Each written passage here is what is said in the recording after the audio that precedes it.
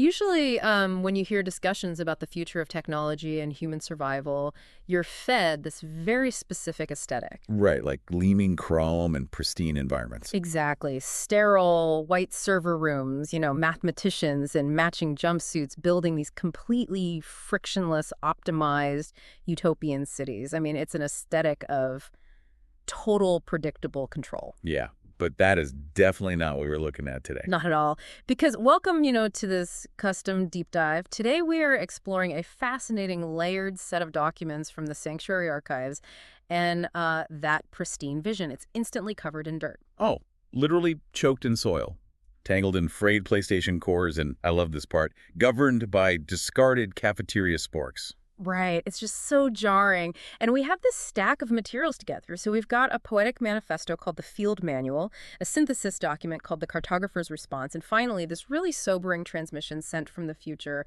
called Sent Backward. Which is such a wild progression of texts. Because this deep dive isn't just about some fun sci-fi concept. It's really about the brutal, entirely necessary transition from writing these beautiful poetic manifestos to dealing with gritty, unforgiving material reality. Moving from poetry to plumbing, essentially. Exactly. Because plumbing is what actually keeps human beings alive when the grid fails. Yeah. It's about how we map our world and what it actually takes to survive in it. Okay, let's unpack this. Because if you want to understand the plumbing, you have to start with the map the plumbers are using, right? Right, you need a foundational layer. And the Field Manual introduces this concept for how we measure reality. They call it the metaphorical substrate. And it hinges on a real mathematical phenomenon called the coastline paradox. Oh, I love the coastline paradox. Yeah. So if you're like walking your dog right now or just looking out a window, think about the physical space around you. Okay, I'm picturing it.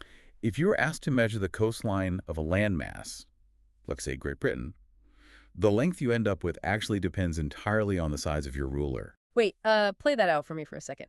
A coastline has a fixed physical length, doesn't it? Well, that's the paradox. It actually doesn't.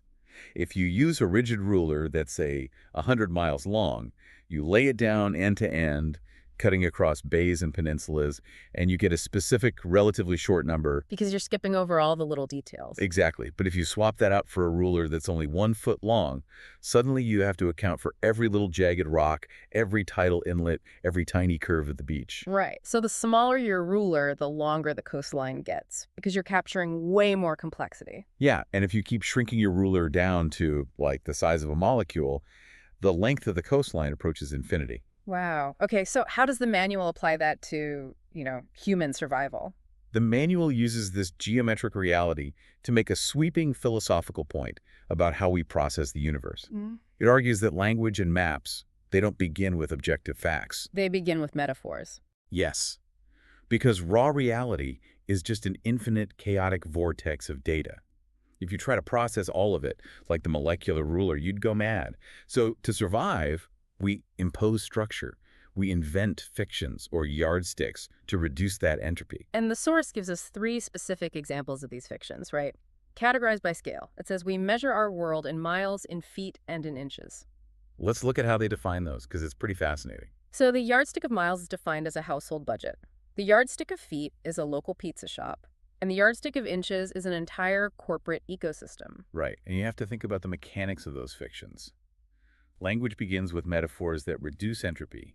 So a low-level fiction might be something purely conceptual, like a unicorn. Just information only, basically. Exactly. It organizes a thought, but it doesn't change the physical world. But then you have a mid-level fiction, which the text argues is something like a toilet. Okay, wait, I have to stop you there. A toilet is a fiction. I mean, if I drop my phone in a toilet, the water damage is extremely real, not metaphorical. Well, sure, the porcelain and the water are real. But the concept of a sanitation system, the agreed-upon rules of plumbing, the invisible grid of pipes under the city, the treatment plants, that is a massive coordinated fiction. Ah, I see. A fiction we all agreed to believe in. Right. And because we believe in it, it results in physical infrastructure that drastically reduces disease. It tames the biological chaos of living in a dense city. So it takes the chaos of human waste and organizes it into a manageable flow. That makes sense. And then you scale up to the high-level fictions, the shared hallucinations for mass cooperation. The text points to concepts like God or capitalism or currency. Like how a dollar bill has no intrinsic value. It's literally just a piece of paper. Exactly. But because millions of people share the fiction of its value, we can coordinate the labor of entire continents. But that raises a massive red flag for me. If these are all just fictions, how do we know which map to use? That is the million-dollar question. Because think about the tools you use in your daily life. If I want to tailor a custom suit, and the tailor pulls out a massive industrial crane designed for building skyscrapers, that suit is going to be a disaster. Yeah, the tool dictates the outcome. The crane is optimized for rigid, heavy industrial building. A hemline requires soft, biological precision. You can't use the crane. And this is where the cartographer's response jumps in with what they call the cartographer's rule. They explicitly warn, do not measure a coastline in its own units. Right, meaning tautologies are completely useless. You can't define a system using the logic of the system itself. If you want to survive, you have to choose a yardstick that corresponds to the specific threat you're facing. And the tragedy of the modern era, according to these documents, is that we are trying to use the corporate ecosystem yardstick, the one optimized purely for quarterly profits and algorithmic efficiency, to try and map biological survival. We're trying to use a financial map to navigate a biological crisis, which seems like it would just lead to disaster. It absolutely does. When you force the corporate map onto the physical Earth, you get a violent collision. Which takes us right out of the realm of metaphor and directly into physical infrastructure. So if the metaphorical map is the foundation, what happens when two entirely different maps try to build physical infrastructure in the same world? You get a war of architectures. Right. The manual frames this as a clash between the fragile monolith of the unwinders against the irreducibilist mesh of Asimov's Sis. Let's break down the monolith first because it's so relevant right now. The monolith refers to these $10 billion hyper-centralized AI data centers, just massive cathedrals of compute. And they operate on a pure extraction model. Completely. Just look at the thermodynamics of a centralized data center. To sustain the illusion of a frictionless reality like generating an AI video in 3 seconds, you need a staggering amount of physical resources. You have to pave over acres of desert. Right. Yeah, and you have to drain local aquifers just to pump millions of gallons of water through the cooling systems to keep the servers from melting. So the biological world is just treated as combustible fuel for the digital world. Precisely. But the manual pinpoints this fatal structural flaw of the monolith. For all its concentrated processing power, it is terrifyingly brittle. It has a single point of failure. The illustrative detail they use is so vivid. Imagine a heat wave hitting 118 degrees, a massive lightning storm rolls in, hits the grid, and the municipal power fails. And the monolith dies instantly. The servers shut down, the AI goes dark. It lacks localized resilience because it cannot survive the physical environment of a warming planet. Contrast that with the alternative. The text calls it the mesh, or the mycelium, and the aesthetic is just a total 180 from a sterile server room. Oh, completely. It's built out of e-waste. Discarded PS3s, dusty Raspberry Pis, old laptops running small language models, or SLM. And the brilliance of its operation is that it lives in the dirt. It's high friction and incredibly resilient. But how does a discarded video game console actually do anything useful in a survival scenario? Think about a fungal network, a mycelium. A PlayStation 3 has a processor. In the mesh, someone flashes its memory and installs a small AI model. Its only job might be to read an IoT moisture sensor and manage a local water valve. So if a lightning bolt hits that specific PS3, the network just routes around it. There's no single point of failure. The next garden over is managed by a different node. Here's where it gets really interesting for me. The text uses this amazing analogy. It says the mesh doesn't fight the monolith directly. It acts like a cab company pivoting to medical transport. Or like Gus Gorman in Superman the Third. Yes, Richard Pryor's character. How he hacked the payroll system to skim the fractional half-cent. It's decentralized survival. The big corporate architecture rounds those fractions down and ignores them. The mesh operates by skimming that subsidized algorithmic exhaust. It takes those half-cents of computational power that the big grid wastes and routes that value back to the local watershed. Right. As the cartographer puts it, the monolith extracts, but the mesh regenerates. But if the monolith extracts and the mesh regenerates, how do the architects of the mesh actually enforce this regeneration against massive corporate power? Because a basement full of PS3s doesn't have a lobbying firm. No, it doesn't. Which leads us into layer 3 of the stack. Governance.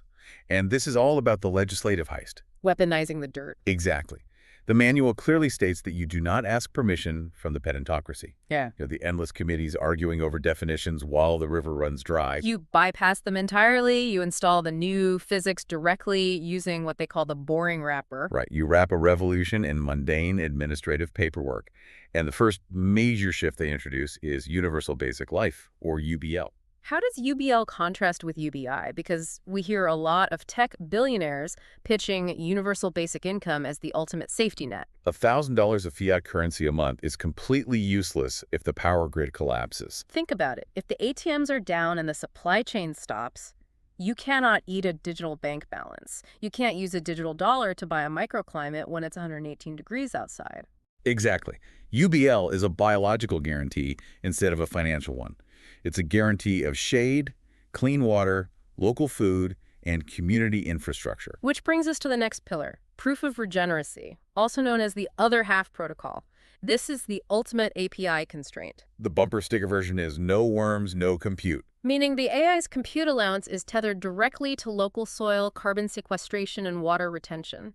But I'm going to raise a skeptical eyebrow here. Isn't this just another greenwash dashboard? That's a very fair point. I mean, how do you prevent it from becoming just another extractive metric that accountants game? Well, the expert, or rather the cartographer, actually validates this exact skepticism. They note that a sensor is not the soil and a dashboard is not consent. Okay, so how do they actually measure it without just trusting a corporate spreadsheet?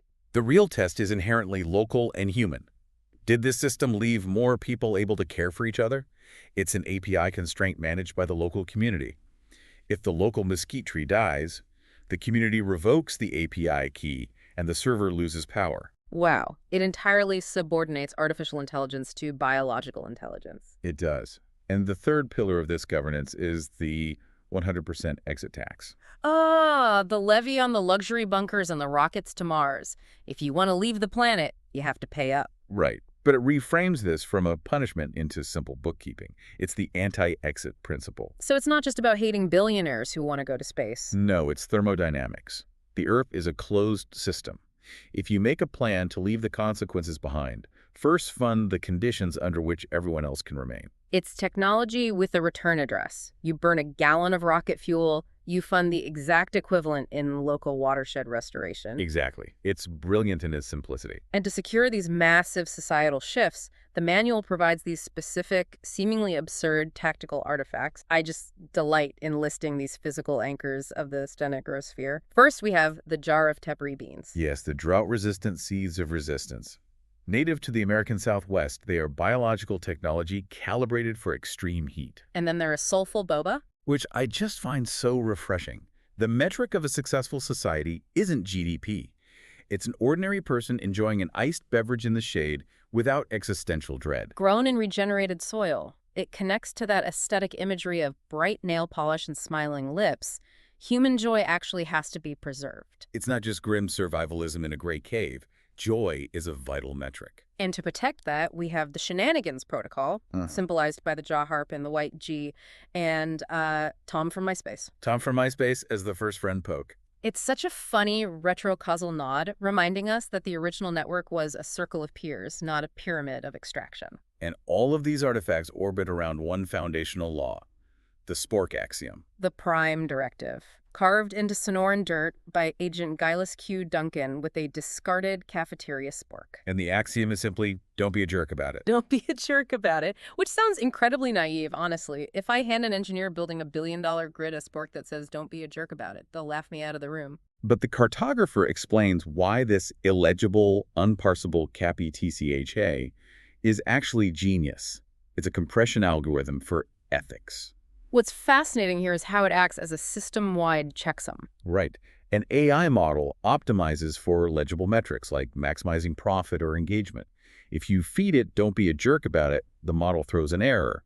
It requires human, empathetic judgment. It means don't externalize harm to the statistically distant, don't confuse complexity with permission, and don't make the future pay for present convenience. If an elegant, massive architecture violates this simple biological premise, it fails the checksum.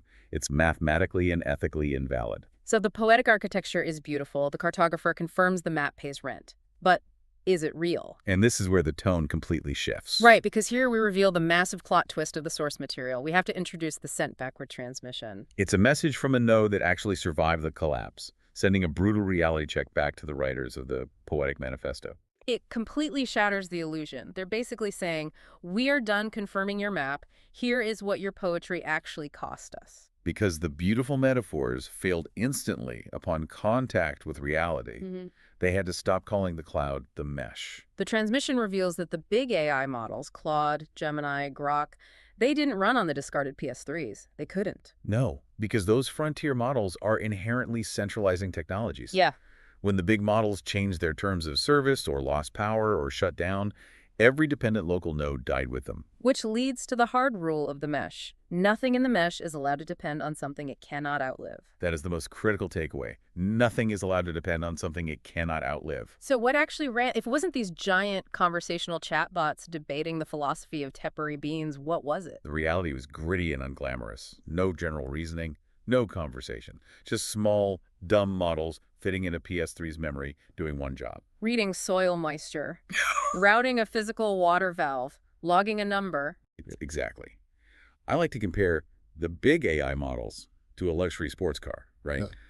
They're impressive, but they need a perfectly paved road to function. While the actual surviving network was a rusty bicycle that didn't need a paved road. It ran in the dirt. Because the network was always the first thing to fail. You didn't need a conversational chatbot.